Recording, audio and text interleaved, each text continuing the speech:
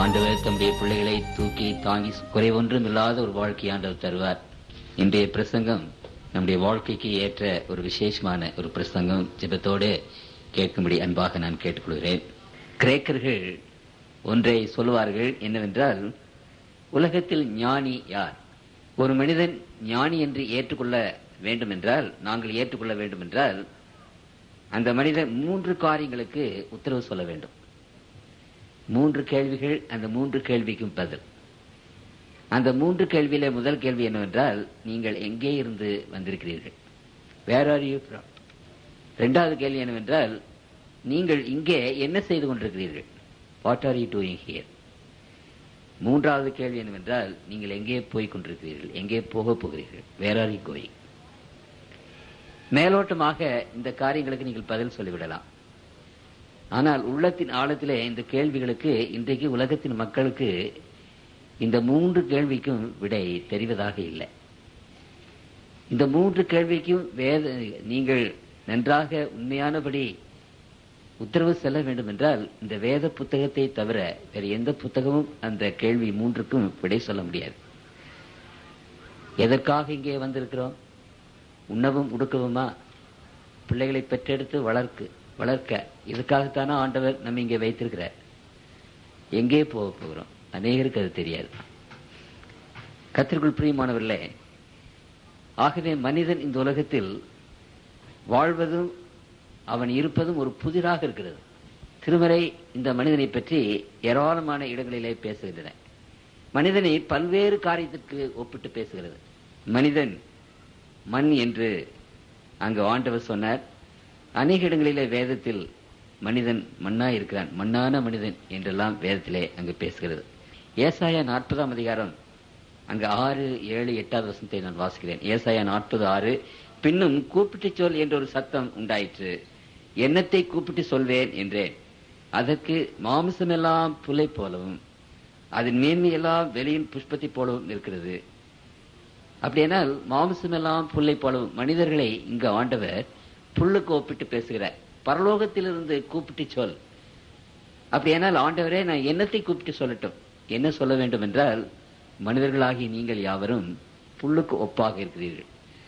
ஒருவேளை நீங்கள் மேன்மையாக வாழ்வீர்களானால், அரசர்களாக வாழ்வீர்களானால், அது எப்படி இருக்கும் என்றால், அந்த புல்லிலே அழகான பூக்கள் பூக்கிறதே, அந்த மாதிரி அந்த பூக்கள் மாறி இருக்கிறீர்கள். ஆனாலும் புல்லும் அந்த பூவும் வாடி போகும் என்று திருமறை சொல்கிறது. கர்த்தருடைய வசனமோ என்றென்றைக்கும் நிற்கும் என்று அங்கே சொல்கிறது. இது ஒரு விசேஷமா மனிதனை ஆண்டவர் தானே மனிதனை ஒப்பிட்டு அங்கு பேசுகிறார். கிரேக்கர்கள் என்ன சொல்வார்கள் என்றால், அடிப்படையில மனிதன் ஒரு மிருகம். அந்த மிருகம் என்ற மிருகங்களும் குட்டி போடுகிறது, மிருகங்களும் பால் கொடுக்கிறது, மிருகங்களும் குட்டிகளை கவனித்துக் கொள்கிறது, ஆகாரம் சேர்த்துக் கொடுக்கிறது. கர்த்தருக்குள் பிரியமானவர்களே, அப்படி நாம் வாழ்ந்து கொண்டிருந்தால் எப்படி? அப்படியானால் இங்கு வேதத்திலும் ஆண்டவர் மனிதனை மிருகங்களுக்கு ஒப்பிட்டு பேசுகிறார். மனிதனுக்கும் மிருகத்திற்கும் எந்த விதமான வித்தியாசமும் இல்லை என்று அவர் சொல்லுகிறார். அந்த மிருகங்கள் சாகிறது போலவே நாம் என்ன செய்கிறோம்? அங்கு சாகிறோம். அந்த மிருகங்களுக்கு இருக்கிற சுவாசம் மாதிரியே நமக்கும் இருக்கிறது. பிரசங்கி 3ஆம் அதிகாரம் 18வது வசனம், மனுப்புத்திரர் தாங்கள் மிருகங்களைப் போல் இருக்கிறார்கள் என்பதை அவர்கள் காணும்படிக்கு தேவன் அவர்களை சோதிக்கிறார் என்று நான் மனுஷனுடைய நிலைமை குறித்து என் உள்ளத்திலே எண்ணினேன். மனுப்புத்திரருக்கு சம்பவிக்கிறது மிருகங்களுக்கும் சம்பவிக்கும்.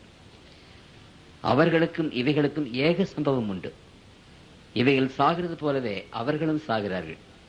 ஜீவன்களுக்கெல்லாம் சுவாசம் ஒன்றே, மிருகத்தை பார்க்கிலும் மனுஷன் மேன்மையுள்ளவன் அல்ல, எல்லாம் மாயே.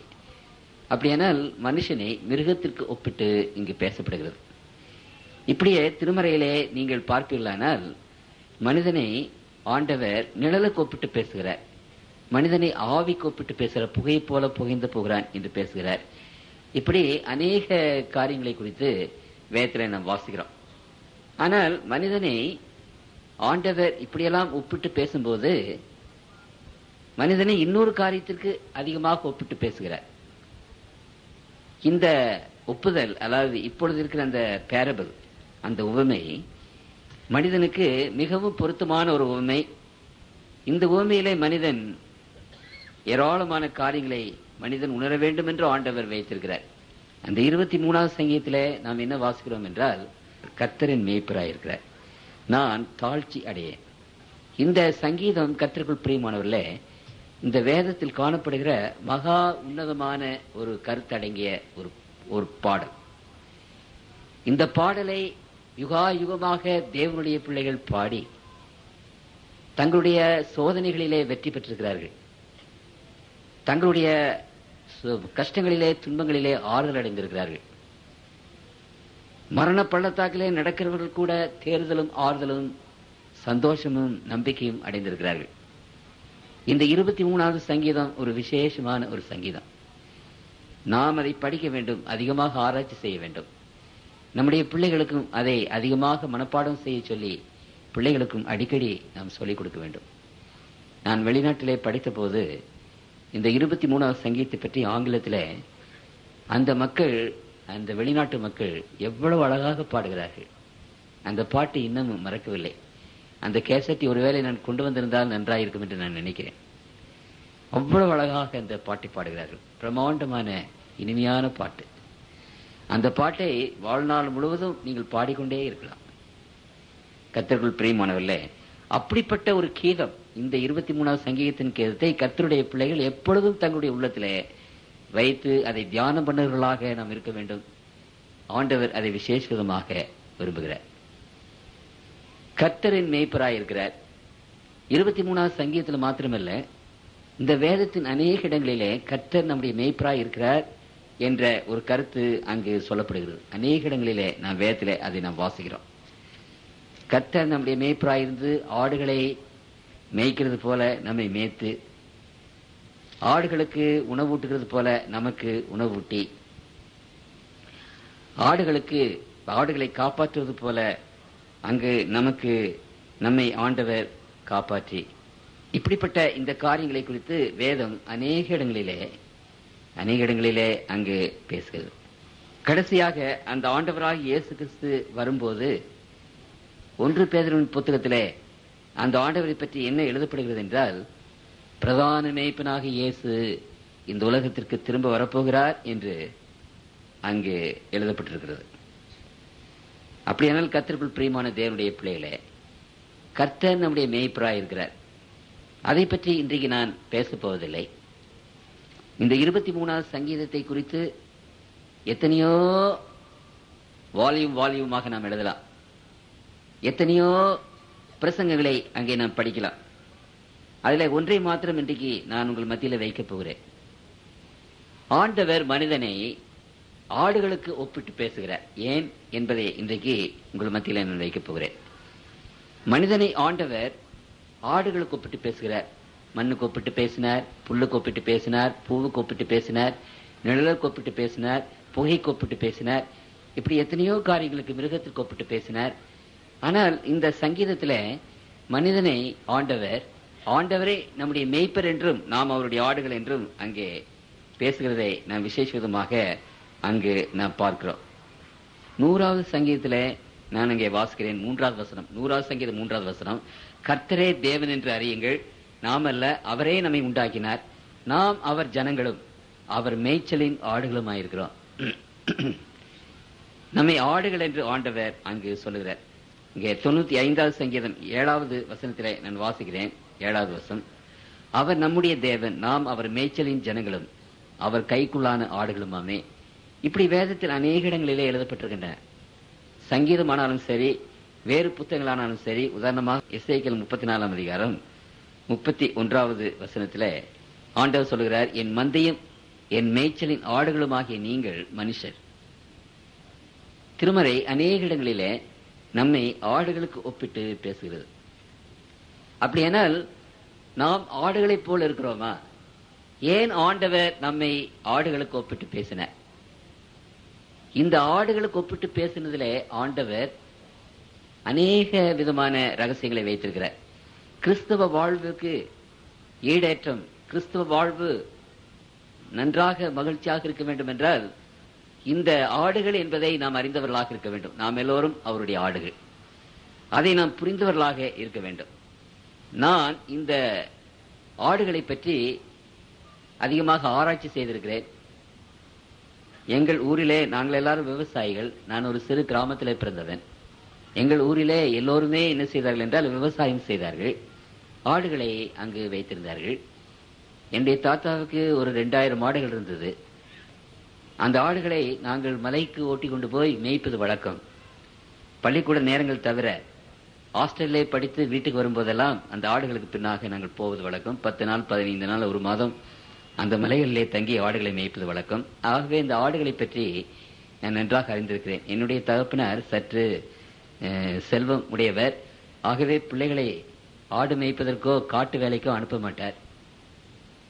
நாங்கள் 4 பையன்கள் 4 பெண்கள். எங்களை எவ்வளவு சுகத்தோடு நன்றாக வளர்க்க வேண்டுமோ அப்படி வளர்த்தார். ஆனால் எனக்கு என்னமோ ஆதியிலிருந்து ஒரு ஆசை. கமலை எரிக்க வேண்டும், மரத்தில் ஏற வேண்டும், ஏர் உழ வேண்டும், ஆடு மேய்க்க வேண்டும் என்று எனக்கு ஒரு ஆசை. அப்பாவுக்கு தெரியாமல் அம்மாவுக்கு தெரியாமல் எப்படியாவது இந்த காரியங்களை செய்வது வழக்கம். ஆகவே இந்த ஆட்டை பற்றி சிறு வயதிலிருந்தே எனக்கு நன்றாக தெரியும். அப்புறம் இந்த ஆடுகளை பற்றி நான் வாசித்திருக்கிறேன், கவனித்திருக்கிறேன். மேய்ப்பர் பற்றியும் ஆடுகளை பற்றியும் ஆண்டவர் இந்த புத்தகத்தில் அதிகமாக எழுதியிருக்கிறபடினாலே நான் பலஸ்தீன நாட்டுக்கு 2-3 முறை சென்ற போது இந்த இடையர்கள் மத்தியிலே இருந்து அவர்கள் என்ன செய்கிறார்கள், அந்த ஆடுகளை எப்படி மேய்க்கிறார்கள் என்பதையும் நான் கவனித்திருக்கிறேன். ஆகவே இந்த பிரசங்கத்திலே உங்களுக்கு சில காரியங்களை நான் விசேஷமாக எடுத்து சொல்லுவதிலே ஆண்டவர் எனக்கு உதவி செய்யட்டும். நீங்கள் ஜெபத்தோடு இதை கேளுங்கள். முதலாவதாக இந்த ஆடுகளை பற்றி நீங்கள் படிக்கும்போது, ஆடுகள் என்று ஆண்டவர் சொல்லும்போது செம்மறி ஆடுகளை குறிக்கிறார். செம்மறி ஆடு. ஆண்டவர் நமக்கு பலியானார் என்று சொல்லும்போது அது செம்மறி புரு என்று வேதத்திலே நாம் வாசிக்கிறோம். செம்மறி ஆடாகத்தான் நமக்கு பலியானார். ஆடுகளிலே வெள்ளாடு என்று இருக்கிறது, செம்மறி ஆடு என்று இருக்கிறது. இங்கே ஆடுகளுக்கு ஆண்டவர் ஒப்பிட்டு பேசும்போது செம்மறி ஆடுகளுக்கு நம்மை ஒப்பிட்டு பேசுகிறார். அப்படியானால் இந்த செம்மறி ஆடுகளை நம்மையும் நாம் ஒற்றுமைப்படுத்தி பார்க்கும்போது, கம்பேர் பண்ணி பார்க்கும்போது, இந்த செம்மறி ஆடுகளுக்கு இருக்கிற 4 விசேஷமான குணாதிசயங்கள் இன்றைக்கு மனிதர்களுக்குள்ளே இருக்கிறது. அதுல முதலாவது குணாதிசயம் என்னவென்றால், இந்த செம்மறி ஆடுகள் புத்தி இல்லாத மிருகங்கள். அந்த கண்களை நீங்கள் பார்ப்பீர்களானால் அப்படி மலங்க மலங்க விழிக்கும். ஒரு மனிதனுடைய கண்ணை பார்த்து அவன் புத்திசாலியா இல்லையா என்று சொல்லிவிட முடியும். தீர்க்கமான பார்வை, தீட்சண்யமான பார்வை, அந்த மாதிரியான பார்வை இருக்கும்போது அவர்கள் புத்திசாலிகள், அறிவாளிகள், அங்கே ஆழமாக ஆராய்ந்து பார்ப்பவர்கள் என்று தெரியும். கண்களை பார்த்தே ஒரு மனிதன் எப்படிப்பட்டவன் என்று சொல்லிவிடலாம். அப்படி இந்த ஆடுகளுடைய கண்களை நீங்கள் பார்ப்பீர்களானால் இந்த ஆடுகளுடைய கண்கள் மலங்க மலங்க விழிக்கும், பேந்தையாக விழிக்கும். அப்பொழுது இந்த ஆடுகள் மிகவும் புத்தியில்லாத ஆடுகள் என்று நாம் கண்டுகொள்ளலாம். இந்த படைப்பிலேயே, ஆண்டவர் படைத்த படைப்புகளிலேயே மிருகங்களானாலும் சரி, பூச்சிகளானாலும் சரி, புழுக்களானாலும் சரி, இப்படிப்பட்ட எல்லா விதமான சிருஷ்டிப்புல இந்த ஆடுதான் மகா புத்தீனமான ஒரு மிருகம், ஒரு ஜந்து.